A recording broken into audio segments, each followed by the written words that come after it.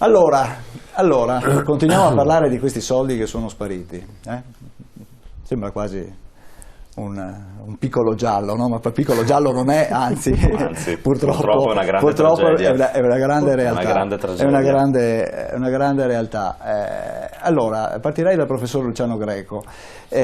Allora, parliamo un attimo di questi che sono i passaggi obbligati, no? Le popolari hanno imposto, diciamo, il passaggio alla società per azioni, alla ricapitalizzazione e poi alla quotazione in borsa. Quando si parla di ricapitalizzazione, spieghiamo un attimo anche ai telespettatori perché gli si chiede una ricapitalizzazione, che cosa vuol dire e chi la paga questa ricapitalizzazione? La seconda è più difficile. La prima domanda è allora, il processo di trasformazione delle popolari in società per azioni. Poi discutiamo un attimo come è avvenuto, però si basa sul fatto che a livello europeo la supervisione sul sistema bancario è diventata un oggetto di rango europeo e questa riforma si è resa necessaria perché appunto si è visto che la supervisione nazionale aveva avuto delle gravi difficoltà. Perché le banche tendevano a comprare titoli un po' miopi, diciamo, perché le banche tendevano a comprare titoli di Stato dei propri paesi, quindi poi alla fine, insomma, per tutti i problemi che l'Europa ha, è un altro capitolo molto complicato, appunto quello dei rapporti fra la banca centrale e i governi, quindi l'acquisto dei titoli. Insomma, sostanzialmente per rafforzare il sistema finanziario si è pensato di fare una unione bancaria, processo lunghissimo che durerà molti anni per arrivare all'unione bancaria. Uno degli oggetti importanti era le banche che possono porre dei rischi di sistema, e quindi sono le banche che hanno, e qui era il punto importante, che hanno, diciamo, una dimensione patrimoniale consistente, che quindi se dovessero avere dei problemi possono provocare problemi a livello di sistema, devono avere un certo meccanismo di funzionamento. L'idea è sostanzialmente che la Banca Popolare funziona un po' come una grande assemblea, adesso mi insegnerete voi perché ci avete partecipato, io non ho mai avuto questo onore. In sostanza chi ci mette i soldi non riesce a controllare nulla, questo poi adesso si è visto molto... questo è un altro aspetto. E questo ha due aspetti. Uno aspetto è quello di cui abbiamo già discusso e continueremo a discutere, che è molto importante perché interessa ai telespettatori e ai cittadini, e che appunto chi ci ha messo i soldi non li vede più a un certo punto, quando le cose vanno male. Il secondo aspetto che invece interessava, diciamo, a questa riforma era evitare che ci fosse una crisi di sistema bancario. Allora l'idea è trasformiamolo in qualcosa che siano sulla carta più solido, e quindi questo è il principio generale, si dà un obbligo. Ora qui il problema è come si è attuato questo obbligo di trasformazione.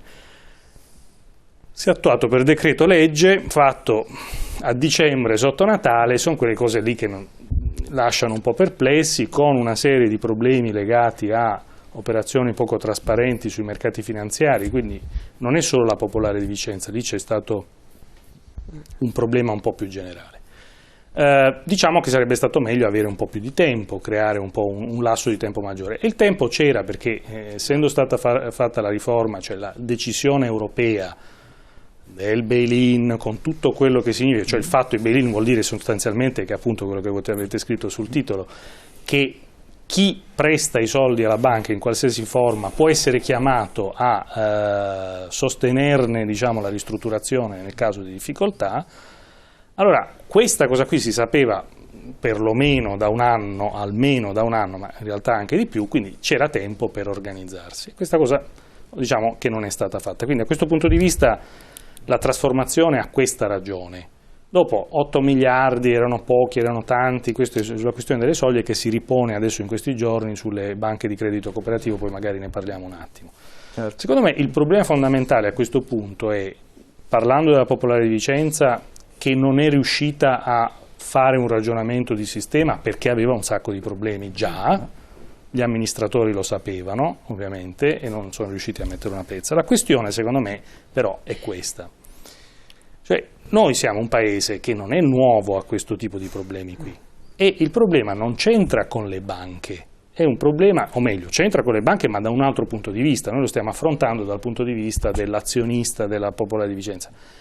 Noi siamo il paese di Parmalat, il crack di Parmalat, cioè noi 13 anni fa abbiamo avuto il più grande crack della storia, diciamo, paragonato alla dimensione del paese, è il più grande del mondo, dove sono spariti la bellezza dai 13 ai 15 miliardi di euro su un'operazione e dove erano stati venduti i titoli, eccetera. Io ricordo qualche anno fa, nemmeno tantissimi anni fa, un grande gruppo bancario italiano che vendeva a mia madre le opzioni esotiche. Con la liquidazione, appunto, consigliava a mia madre, quindi quando ho visto la MiFID, che è questa cosa che tutti siamo chiamati a firmare per dire qual è il grado di cognizione in materia finanziaria, però generalmente una volta almeno veniva fatta firmare, diceva vabbè, una carta qualsiasi, firmala un po', e a mia madre era stato fatto fare così, e quindi risultava che conosceva che cos'è un'opzione esotica.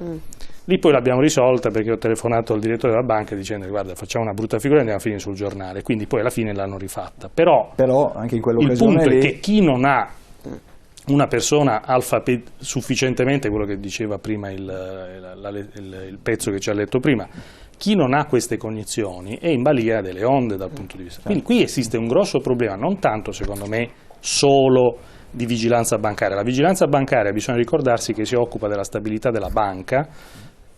Esiste un grosso problema di tutela del consumatore, che in materia finanziaria in questo paese noi siamo all'anno zero, cioè noi siamo uno dei paesi meno trasparenti al mondo, dal punto di mondo, diciamo, sviluppato, dal punto di vista finanziario. Questa è la anche battaglia. Un paese di risparmiatori, ma però la conoscenza, la preparazione, diciamo, dei cittadini nei confronti appunto del sistema bancario. È vero, però siamo un po' non ignoranti, bisogna no? sognare quello che stiamo sognando adesso, che tutti i cittadini italiani possano essere dei grandi esperti di finanza. Certo, però, perché questo è un mito, che poi porta, diciamo, a questi risultati qui.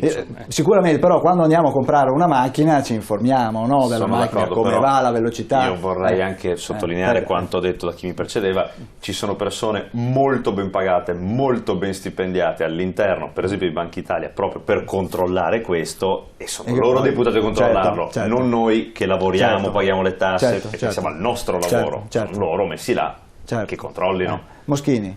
Sì. Allora, io dicevo appunto, siamo un paese di risparmiatori, però siamo ignoranti. A livello europeo siamo uno dei paesi più ignoranti per quello che riguarda l'alfabetizzazione finanziaria, nel senso, quando appunto l'italiano deve andare a investire i suoi risparmi ha delle grossissime difficoltà. Siamo uno dei popoli che risparmia di più, ma che poi quando deve andare appunto ad investire i propri risparmi appunto non è in grado di farlo in maniera consona. Se a questo sommiamo il fatto che diciamo a livello di appunto di imprenditoria, soprattutto bancaria, questo è quello che appunto emerge dalle notizie non degli ultimi mesi ma insomma degli ultimi anni, abbiamo appunto dei management che spesso sono che diciamo operano in maniera delinquenziale. Basta pensare appunto a Banca Marche, Veneto Banca, Banca Popolare di Vicenza, Carige, insomma ce ne sono appunto a bizzeffe. Ecco appunto che quindi poi quello che emerge sono appunto i disastri di cui appunto stiamo parlando da ormai parecchio tempo. Il problema del controllo, anche quello è un problema assolutamente centrale, nel senso che abbiamo appunto Banca Italia e Consob che in maniera diversa dovrebbero appunto andare a vigilare, quindi appunto a controllare come i management delle banche si comportano, si pongono appunto nei confronti del mercato, e in realtà sembra appunto che questi controlli sì, ogni tanto li facciano, ogni tanto non li facciano, e quindi appunto poi ecco che emergono i problemi che emergono. C'è poi anche il discorso delle società di certificazione, che anche quelle appunto certificano i bilanci sempre con lo stesso format, senza fare mai dei rilievi, e quindi sostanzialmente recependo in maniera critica quello che viene predisposto appunto dal management delle banche, quelli appunto che predispongono i bilanci, e quindi ecco che poi con le certificazioni sollecitano appunto il mercato fa affidamento su questi titoli, e quindi poi appunto va ad investire. È molto importante quanto ha detto il procuratore di Vicenza Cappelleri proprio qualche giorno fa, ha detto appunto che stanno adesso indagando per associazione a delinquere, che tra l'altro è appunto l'ipotesi che noi come Movimento di Difesa del Cittadino nei nostri esposti fin dall'inizio del problema appunto sosteniamo, sì, noi sosteniamo che nelle banche popolari appunto ci siano appunto delle associazioni a delinquere, perché avevamo appunto i vertici che dettavano le modalità in cui appunto il modus operandi, esatto, e le basi, quindi appunto gli sportellisti, gli impiegati, i direttori filiali eseguivano.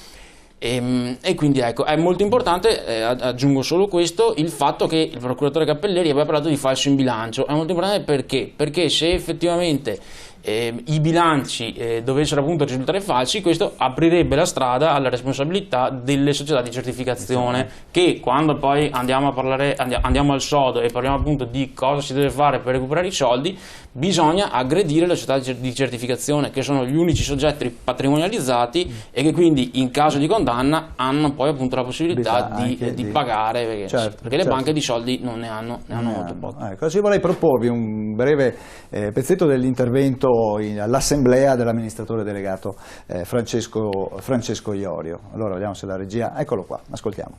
È evidente che noi ci troveremo ad affrontare, per i motivi che ho detto precedentemente, in un momento di temporale molto compresso la borsa in una situazione molto difficile dei mercati, totalmente difficile, diversa rispetto a settembre, diversa da ottobre, diversa da dicembre.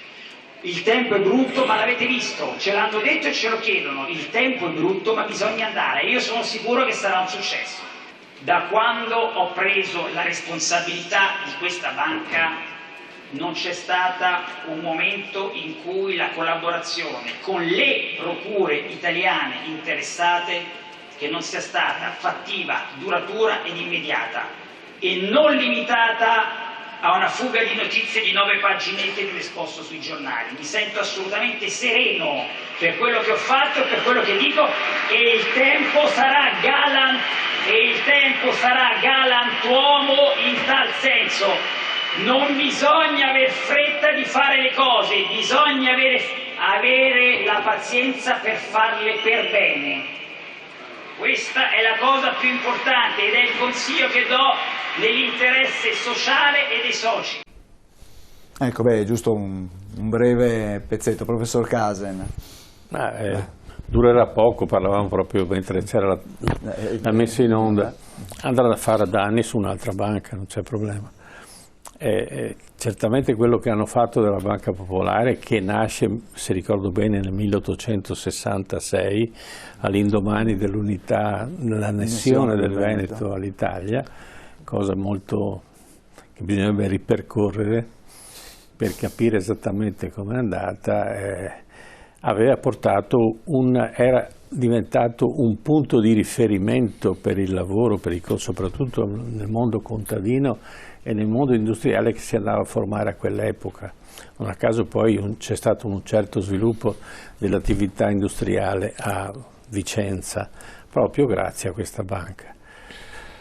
Ci sono state varie vicende, varie successioni, ma ha sempre dato un senso di sicurezza ai veneti. I veneti sono stati depredati, per questa banca non sarà più veneta, anche se poi qualche veneto vorrà in qualche maniera lasciarci dei soldi, ma sarà una banca qualsiasi. E a quello che ho sentito nei vari commenti, la ricerca dei capitali sarà fatta sulla piazza di New York, quindi altro mondo, altra cosa. Speriamo di no, speriamo che rimanga in Italia e che quindi questo sia un falso allarme. L'importante è che venga ricapitalizzata, perché la banca comunque come struttura è sempre un beneficio che dà al territorio e bisogna cambiare e bisogna soprattutto che le banche siano trasparenti. Il problema della trasparenza della banca è che non abbiamo dei regolamenti, delle leggi che ci consentono di governarle. Io metto, è come se uno venisse con un salvadanaio, metto un salvadanaio, tu ci metti la monetina dentro, il salvadanaio è mio, quindi lo gestisco io. Quello che farò a te non deve interessare. Di tanto in tanto ti darò delle rassicurazioni verbali o dei volantini dove ti spiego quanto bravo sono. Poi alla resa dei conti mi ritrovo che ho perso tutto, ma non solo ho perso, ma mi sono indebitato con la banca, perché è il meccanismo che si diceva prima: ho i soldi, ti cedo le mie azioni per comprare la casa a me, al figlio, eccetera. Si sono avvicendati circa un centinaio di queste situazioni, perché hanno lasciato 2 minuti a tutti gli intervenuti di raccontare un po' la loro storia e di potersi anche sfogare. E la maggior parte diceva: io volevo liquidità per fare delle cose che avevo bisogno, e quindi hanno perso il denaro e si sono creati un debito, e questa è la cosa peggiore che ci sia. Allora è veramente una rapina che va oltre all'impossessarsi di quello che ho messo nel salvadanaio. Io vengo in casa tua e ti porto via quello che voglio. Quindi hanno un debito per l'appartamento che alcuni hanno difficoltà oggi a pagare per ovvi motivi di crisi, e dall'altra parte non sanno a che. L'altro aspetto è che hanno decapitato una generazione.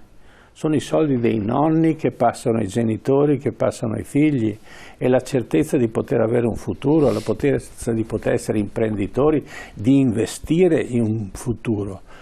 E invece così si sono trovati a zero, a ricominciare da capo. E dove oggi, in quale situazione ci troviamo? Ci fossimo trovati negli anni 60, probabilmente c'era tutto un meccanismo di sviluppo economico che era completamente diverso da quello di oggi.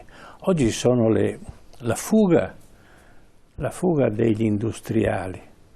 Io sono stato in quell'occasione, ho fatto un giro di 3 aziende, tra cui uno che fa marmi, perché se ero interessato. E il titolare mi faceva vedere il passaporto, ho detto: io sto partendo, facciamo presto che parto per la Cina. Cioè chiude. Questa assemblea è stata fatta alla Pellini, quella che faceva i mega camion per il trasporto eccezionale, eccetera. Quindi l'Italia si sta svuotando, no? E le banche stanno svuotando le tasche degli italiani.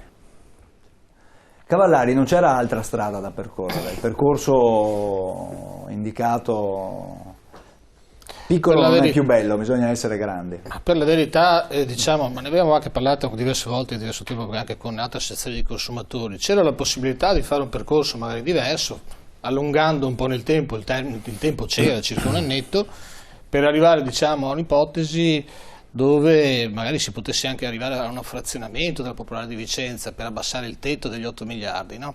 Insomma, dei sistemi un po' per ammortizzare tutta questa storia c'erano fondamentalmente. Non si è voluto percorrere quella strada. E allora viene anche spontaneo chiedersi come mai, perché a un certo punto chi ha un interesse così forte? Abbiamo anche parlato spesso di questo, abbiamo fatto delle assemblee, mi ricordo quella di Spesiano, dove c'era anche l'amico Moschini, e si parla molto spesso di queste grandi banche che stanno dietro a queste manovre, no? Unicredit, Intesa San Paolo, insomma questi nomi che sono così ricorrenti che non sembrano altro che aspettare il passaggio in borsa per arrivare a fare razzia o man bassa di azioni a un prezzo bassissimo, e questa sarebbe veramente la cosa più scandalosa di tutte. Cioè, oltre ad aver danneggiato, saccheggiato un'intera generazione, svuotato praticamente le casse dei veneti, si arriverebbe poi alla fine a commettere sulle spalle di tutti i consumatori un grandissimo affare. Certo. E sarebbe una cosa veramente deprecabile, ecco, questo. Morosini, un'operazione, una situazione che mette in difficoltà il tessuto economico anche. Sicuramente, dicevo che alla fine, o meglio all'inizio, va vista perché ci sono anche tanti imprenditori, devo dire che tantissimi piccoli e medi imprenditori, e alla fine, che è l'inizio del discorso, il problema è politico. È evidente che è politico, una scelta di politica bancaria e anche di politica economica, perché attraverso il credito si può finanziare questa piuttosto che quell'altra. Ma bisogna demolire un mito che è alla base del concetto che bisogna creare grandi strutture bancarie, realtà bancarie, perché grandi sono le sfide. È vero, le sfide sono grandi, ma se l'assioma è too big to fail, no? Più è grande, più è difficile che fallisca. Siamo stati già smentiti prima di partire. La Lehman Brothers non mi pare che fosse un accredito cooperativo di Sant'Ambrogio, di Tre Basilico, di Sant'Ambrogio e Valpolicella, per fare due paesi, nomi di due paesi. Cioè erano erano dei colossi, eppure sono crollate. Quindi io non credo che il problema sia la grande banca per i grandi interventi, il problema è quello dei controlli, delle garanzie, che lo Stato fa quello che deve fare. Noi dobbiamo ricordare che la Costituzione, mi pare avevamo accennato anche in un precedente dibattito, regola con una norma ad hoc nei pochi articoli che ha il testo costituzionale, uno apposta per questo aspetto. Dice l'articolo 47 che la Repubblica incoraggia e tutela il risparmio, disciplina, coordina e vigila su quello che è l'esercizio del credito. Questo più o meno è il testo dell'articolo 47. Disciplina, coordina, vigila e controlla l'esercizio del credito. È quello che è accaduto. È la raccolta del risparmio, l'attività bancaria è raccogliere risparmio e investirlo, quindi il credito. È questo che è mancato. Quindi è inutile che parliamo solo delle dimensioni. Certamente per far fronte a esigenze di grandi progetti industriali servono anche delle banche di una certa consistenza che sono in grado di erogare adeguati mutui, adeguati. Ma in realtà il primo punto, quello che io ritengo politicamente anche rilevante, è quello delle garanzie.